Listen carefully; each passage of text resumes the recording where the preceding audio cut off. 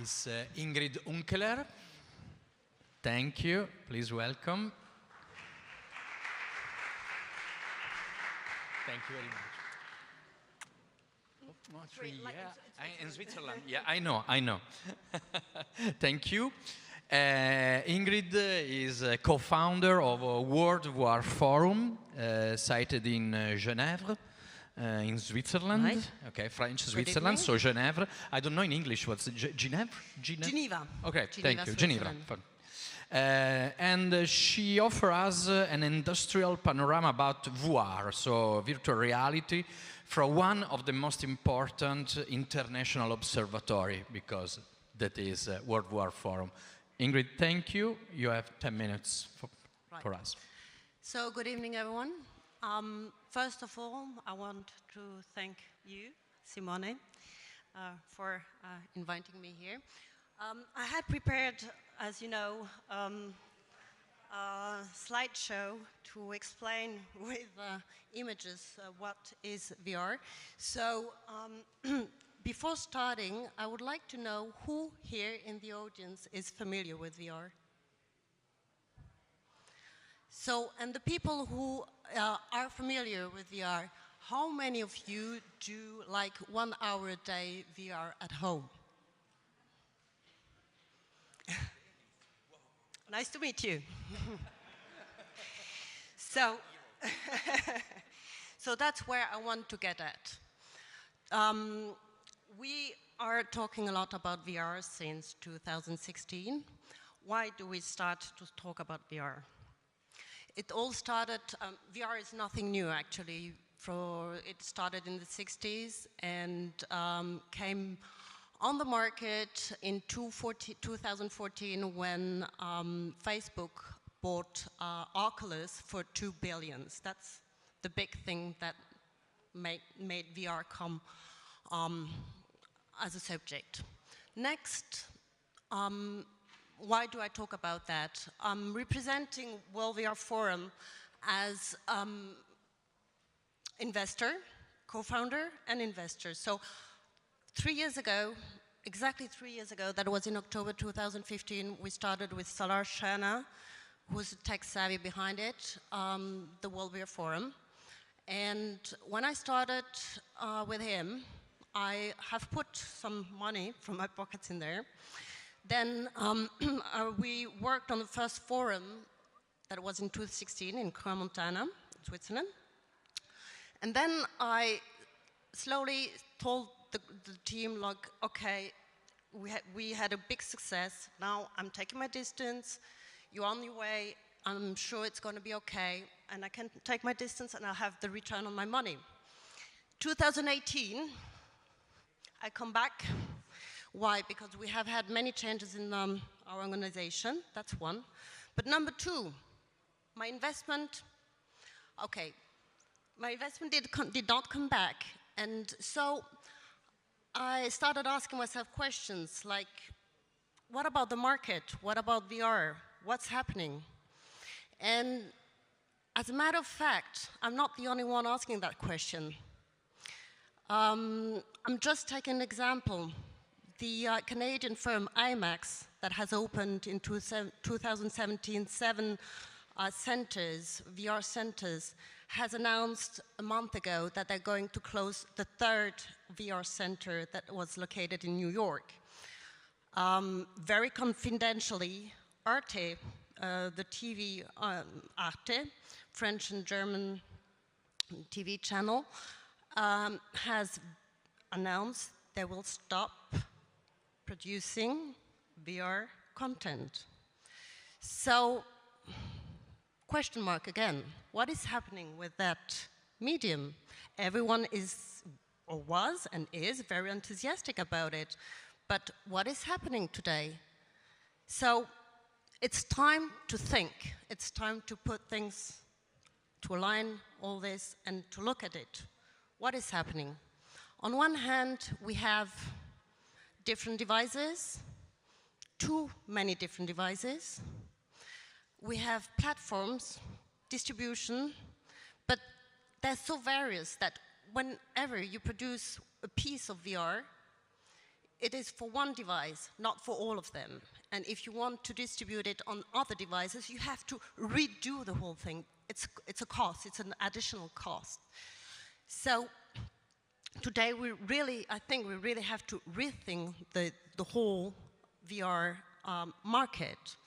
And I would say 3 years later, after the euphoric energy that was going through everyone, and we have to rethink how we're going to do VR and to make it strong.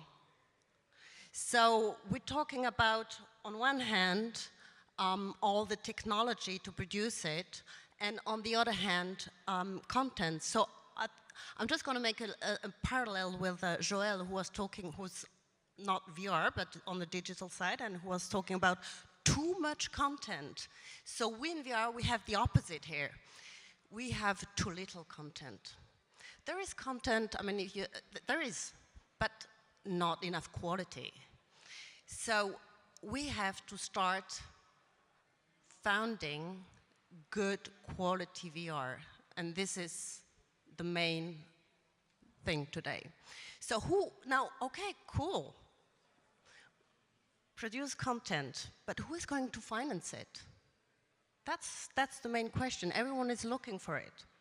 So there are solutions, and this is where the World VR Forum is repositioning itself today. We are an organization, sure, but now we have to look at the, let's say, real world, real economy.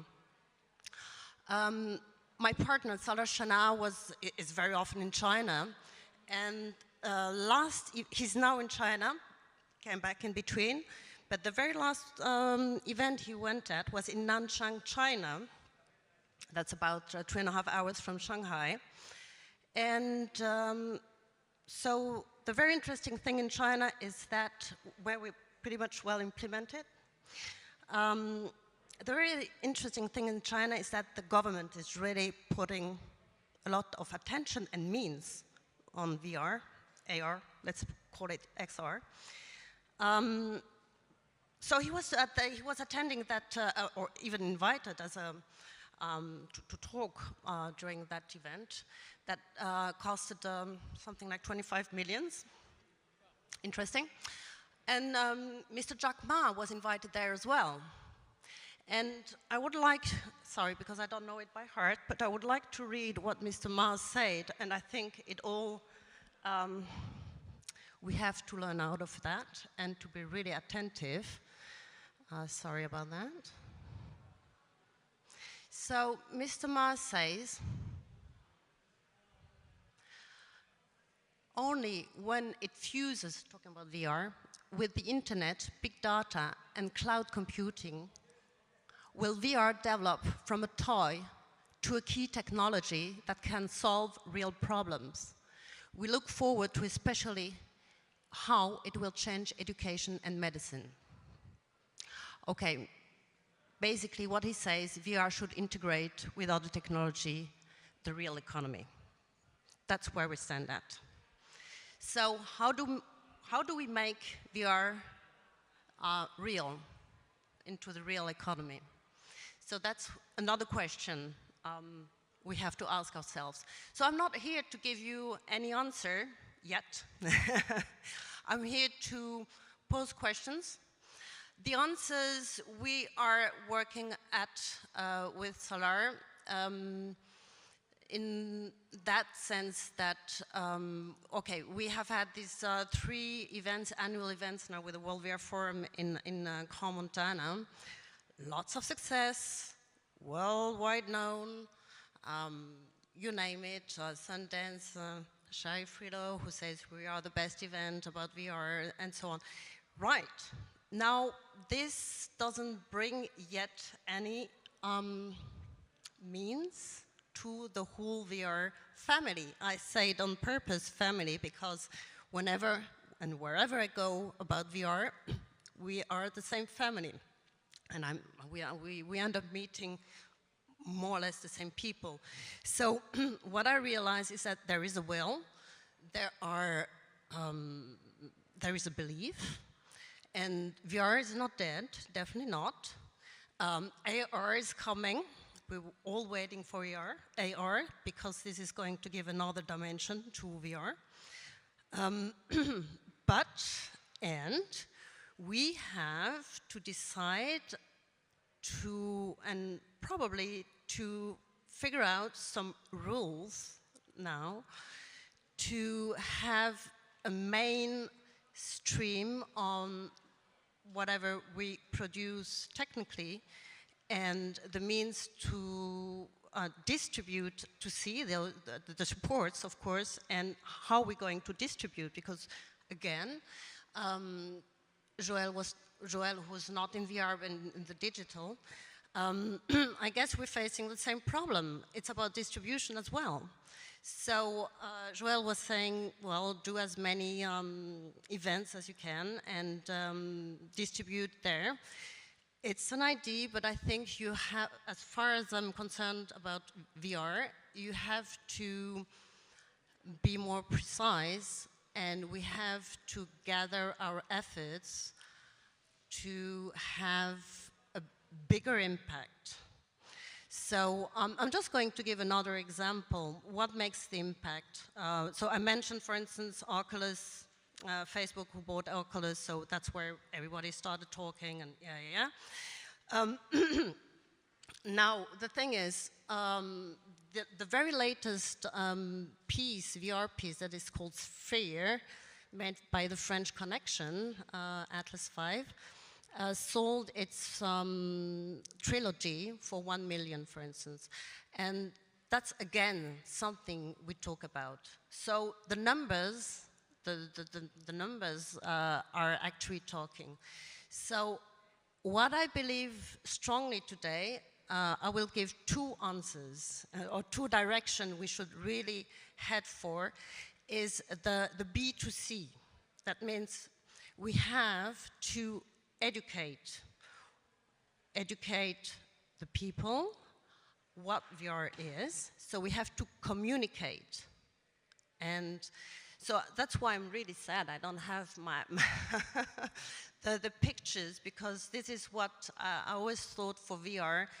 You can say 1,000 words, but people will not understand what VR is. You need to see it and to experience it. And once you have experienced it, yeah, you have a setup there. So everybody who has not experienced yet, go. Because you only understand what VR is once you have the headset on you, right? And then you understand you're part of it. So I come back to what I want to say, education. Two means of education. First of all, educate the people, really, like, broadly. And the other end is the young generation. I have a daughter, she's 13, and I don't know if you know that device called Pico. It's a Chinese headset, Pico Pro. And I was just unboxing it, like, a new toy.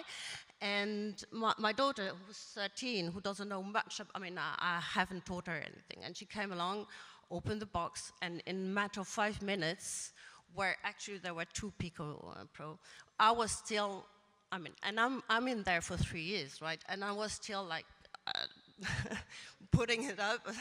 And she had done it all, and she was already choosing her pieces and so on, right? So that's good news. The new generation, it's inborn. They have it, they understand. So we have to aim at this generation, but in a proper way. Why I'm saying that? Most of the new generation do the gaming. Gaming is important for the development. I do agree. But on the other hand, gaming is gaming, right?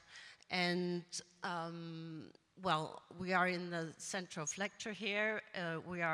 It's intellectual. And I strongly believe that we have to give something intellectual as well.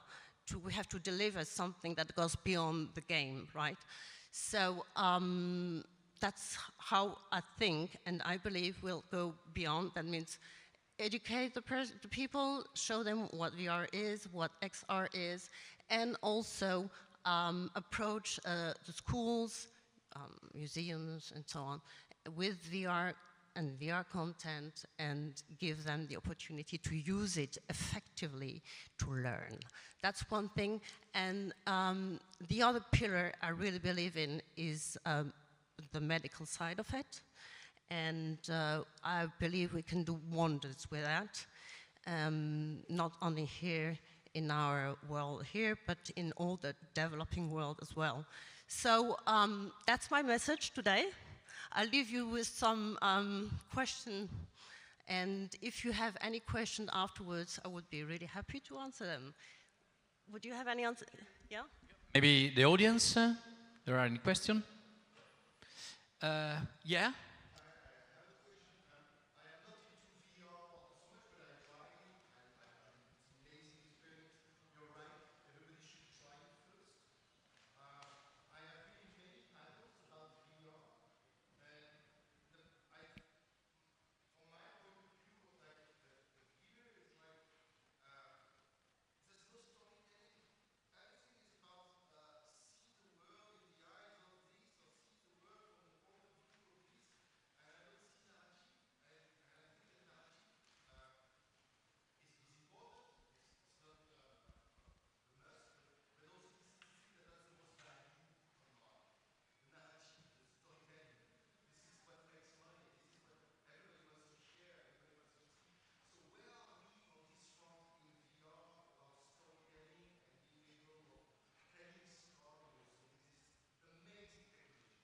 Mm-hmm.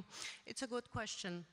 Okay, I would say VR at the moment is at the same level than the cinema was when the black and whites, probably without sans parole, was, right? So at the very beginning, you know, when they were showing the train coming in, Les Frères Lumière and so on, yeah, that's where we're at. Yeah, there we go, the train effect. So that's where we are at in VR movie. Now, we should not have any confusion. VR is not the future of cinema. I don't believe so. VR, on the other hand, to do VR cinema, we have to totally rethink the writing of it, right? So we have to invent a new grammar. Then another thing is the technological material, talking about just cameras, right? So until now, talking about cinema and VR, I would say most of what has been produced is merely 360 cinema, right? So this is not VR. Why we're at that level as well is because many people and directors, producers, they come from the usual cinema world, and they see something is happening, investments are going, and new devices, so I want to be in there. And I need to be in there because otherwise I'll miss the train. But but that's where we get at. The technology, the know-how is not there. And this is why I was talking about education. This is, when I talk about education, it means as well training. And that's what we are setting up with Solar Shana as well, is the idea of training, because nowadays, you in cinema and you want to learn how to do proper VR. Where do you go? Where do you go to? Do you have an idea? No. So this is what we want to set up as well, is give the means how to do proper VR. And because, as a matter of fact, talking about content, how many contents do you have out there?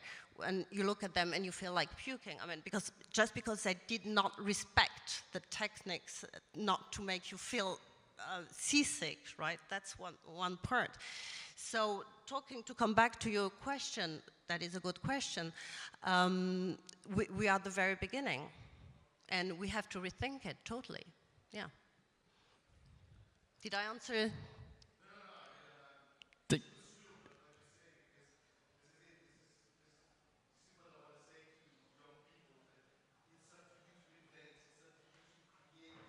Yeah. Yeah. And not only invent like think, oh, wake up and say, oh, I have an idea. No, you really have to know your material. You really have to know how it works. That's the point. And Sorry, but our Sorry. time is over. No, sorry. Thank you. Thank you very much. I completely agree. Please, an applause. Thank you very much. The next guest is Ruta Boguzaite. No, I pronounce very bad. Please tell me, and sorry for this. Boguzaite. Boguzaite. Thank you very much. She works for Wide, and before she had work experience in entertainment industry in Lithuania and in France. And she's interested in particular in voir narrative contents. So we can continue the question of Joël and interactive storytelling. And she's a friend of Digita because it's the second year.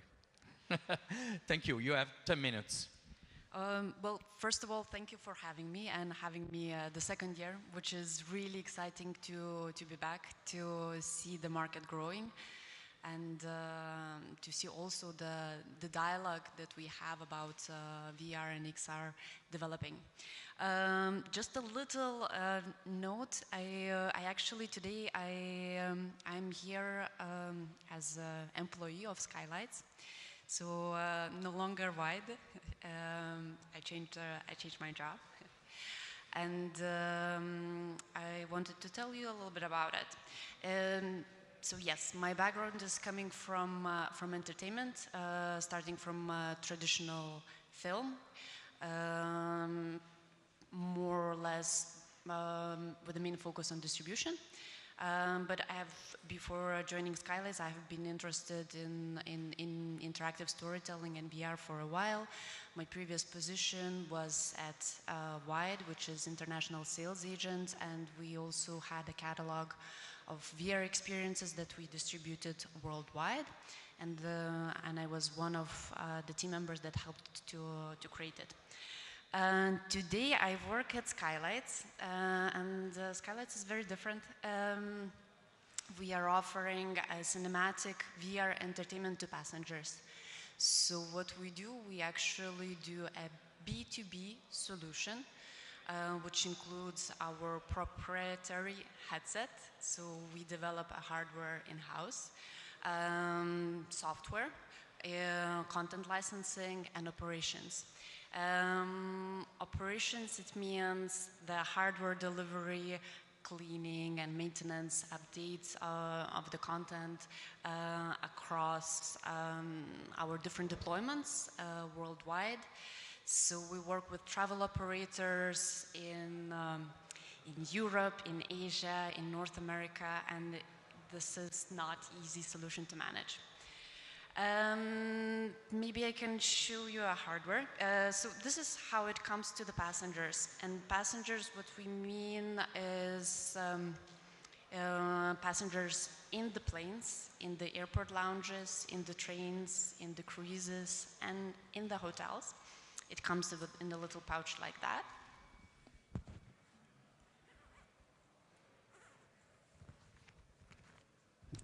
And it's two pieces. First is something like this. It's one of the lightest in the market, 250 grams. And why it is very important, you know, our use case is actually travel segment where you have limited space, where you don't want to have anything heavy on you because you are trapped in a flight for 10 hours or so.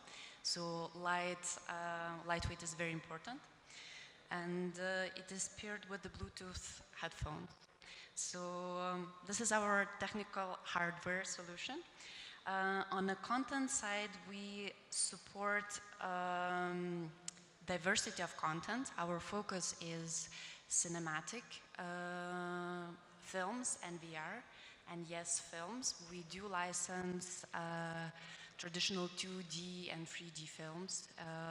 We have contracts with Fox or Warner, so we put films like Ready Player One, Three Billboards Outside Missouri, in Mississippi, The Shape of Water, as well as independent VR, really narrative storytelling in live action, documentaries, and animation.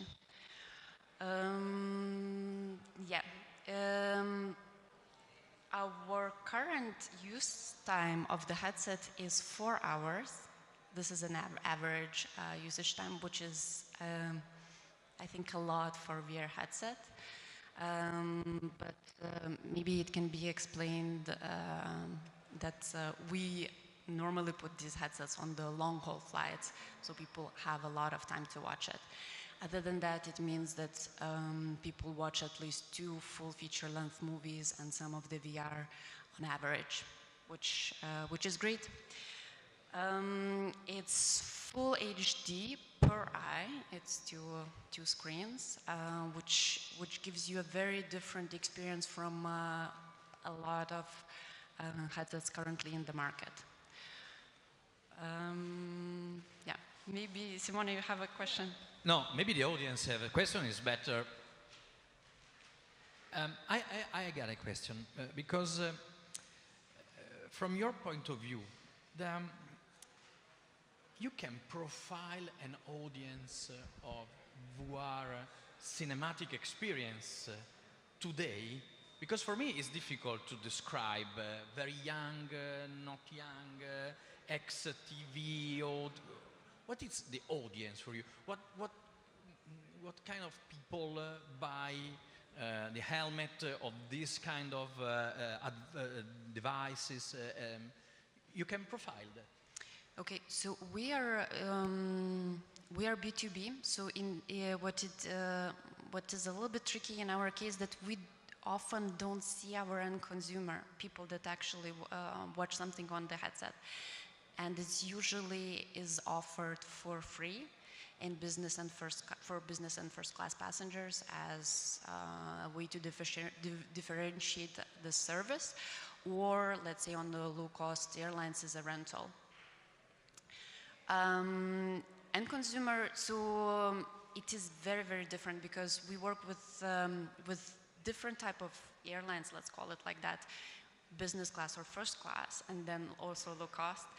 We also have 2 different products. We have a product dedicated to kids with kids content, also branded for kids, so it has a funny sticker on the front. So actually you see a funny face when somebody is wearing it. It's kind of nice, and it's actually a product that is a very big success, especially over holiday season. On the adult or traditional business side, I guess we have different people that tried. If you want to narrow it down to a profile, I guess it would be men, and around what, 30 to 50, something like that. Sometimes a very good choice is actually families, and once one person tries, it's usually a family that tries, or once one passenger is trying that, then a neighbor wants to try, or neighbor to a neighbor, so it's kind of contagious. To bring it back to reality, these headsets, they are traveling daily between Paris and Milan. If some of you came from Paris, you might have seen this at the SNCF trains. So we are also offering the service daily in Air France lounges in Paris, in Emirates lounges in Dubai. We are flying daily with XL Airways. A number of partnerships are coming up shortly, one including with Alaska Airlines in North America. So even if it's a niche market, it's actually a market that can potentially be huge. However, airline is very traditional market, and decisions are not made that fast there, but the interest is there. Thank you very much. Sorry for my mistaken presentation. Sorry. Okay. Last but not least, Aimone. Aimone Bodini. Okay. I can see him. Aimone is a creative producer and VR specialist at Proxima Milano. He has also been a VR programmer for Milano Film Festival and for Digita. And is author of a book, a very interesting book. Is a narrative language of virtual reality. So, your opinion, 10 minutes. Okay. So, hello everyone. Thank you, Simone, for having us here in Torino. I'm here with two different roles, actually. I'm the creative producer and VR specialist of Proxima Milano. Proxima Milano is a VFX, is a post-production and extended reality studio based in Milan with more than 15 years of experience. And we work mainly in the advertising and cinema industry, but also we did also exhibition installations where you need video contents.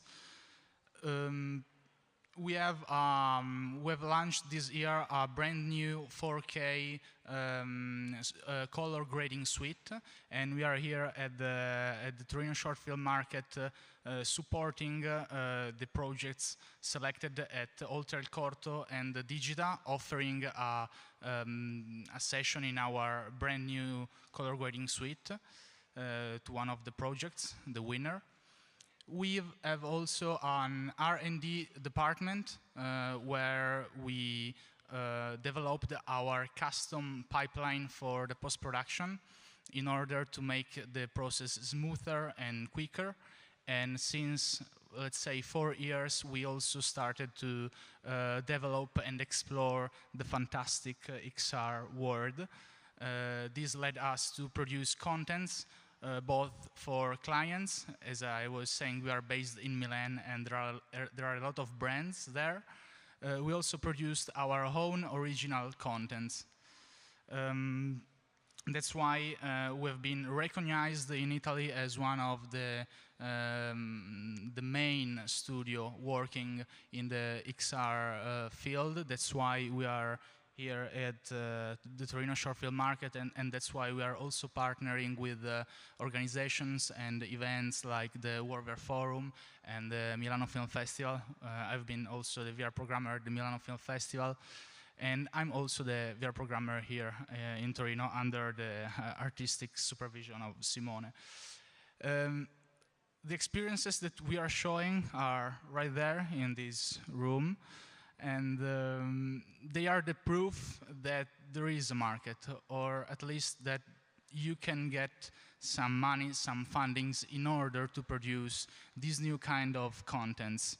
Our goal with this VR section here at the Torino Short Film Market is to let common people experience virtual reality, because as was Ingrid saying before, it's something that no matter how good you can be to describe virtual reality, it's something that you have experienced in person, firsthand. And yes, it's also still a niche market. Probably will grow, who knows? I mean, there is not an answer, otherwise probably I won't share it with you if I would know the answer, but there are ways to get some money. First of all, depends very much by where you are. Depending on the country where you are producing your contents, you can have access to different, you have different choices. There are government funds, for instance, they are supporting the production of these new kind of contents. There are also broadcasters, maybe not Arte, but there are broadcasters that are investing and exploring these new kind of contents. There are, if you're lucky enough to find an angel investors, there are angels right there. Call me if you find any angel investors. There are private investors that are maybe more interested in funding a company or a new IP instead of a single project. So keep that in mind if you want to approach a private investors. Hardware brands, of course, they can create the super cutting edge technology they want, but if nobody uses that headset, it's useless. So they are very interested in contents as well. So like Oculus, many hardware companies. And also brands. As I was saying before, we are lucky that in Milan there have been a lot of interest in creating VR experiences, because it's a way to say that I'm a brand, an innovative brand. I'm using the latest cutting-edge technology, so it's very good for the positioning of these brands. It's also a way to engage your customers in a new way. You can express your brand value in a stronger and deeper way. Yes, and what I wanted to say also. No. The market today. Okay. What does all the future? Nobody knows, of course. There has been a huge hype in let's say in 2016, a lot of articles, a lot of investments, but and now seems like that many writers are saying that VR is dead. The thing is that it's crazy to think that what we are seeing today, the hardware we have today, the contents that we have today, will be the contents of the future. It's a crazy idea. It's something that will evolve. VR and AR and XR that we are seeing today is not in its final form. It's something that we will develop not in the next 6 months, in the next year, or in the next 2 years. It's something that will take a while. I remember when I've started something like 3 years ago, and if you remember, 3 years ago we had just cardboards, okay? Cardboards. In 2 months, 3 months, we will have the Oculus Quest that will be maybe not the final game changer, but a huge improvement in just 3 years. So from an hardware perspective, I'm totally confident. From a contents perspective, 3 years ago, there were very few contents. Many of them were just a transposition of traditional medium. Was just a VR film, a film in virtual reality, a commercial in virtual reality, a video game in virtual reality, but there was not a real point in doing that in virtual reality. No one of them exploited the real virtual reality unique features, and that's the point. We have to becoming more used to the medium and trying to think, to design these experiences in a different way. We are not there. We're still not there, and it's a journey, and that's why. I mean, it's not ended at all, and that's why it's a struggle, but at the same time, it's exciting. Platform, of course, we didn't have Facebook 360 or many other platforms capable to let you experience 360 videos or virtual reality. So just think about 3 years ago and where we are now. There has been a huge improvement, a lot of little steps forward that led us where we are today, and the future, in my opinion, will be even brighter. I was setting up all the experiences yesterday night. I was alone in the dark room at 9 p.m. because I had, of course, technical problems, and at some point a little kid tried to sneak in the room in order to see, because he was curious, and he instantly recognized the virtual reality headset and shout to his mom, "Mom, virtual reality headset." So it's connected to what you were saying before, Ingrid, think about this new generation instead of thinking about the generation we have today. And in that moment was something like just 3 seconds, but 3 seconds of great encouragement. I felt very, very confident of what we are doing today at Proxima Milano, here at the Torino Short Film Market was, you know, let's say a very... Seeds. Yeah, it was a sign of hope and optimism. So this is the situation, in my opinion, right now. Okay, thank you. Any questions? According to Ingrid Hunkeler, I think we are in the Lumiere era of VR contents. And Ingrid mentioned, it's a question for you, mentioned video game, Ruta mentioned cinematic experience, you mentioned brand contents, and also broadcasting, the role of broadcasting. But in your opinion, what are the most active industrial sectors in VR now? Probably probably the B2B business, the business to business sector is the most, you know, the one that is acting underneath, not on the surface, but the same, because, for instance, let's think about the aerial sector. They use VR since maybe 20 years or 30 years. The medical sector, they are working on VR since a while. So probably those businesses that are not, you know, the most appealing are the ones that actually are doing most things in virtual reality and are moving maybe probably most money of many other players. So in my opinion are those business to business, the big corporation, for instance, Volkswagen, but many others are training their employers with virtual reality because they realized that they, in this way, they are saving a lot of money, a lot of maybe millions. And I'm sure that many other corporates are acting in this way. But it's not something appealing for the news, so it's acting underneath. Okay, thank you, Aimone, and thank you to all our speakers.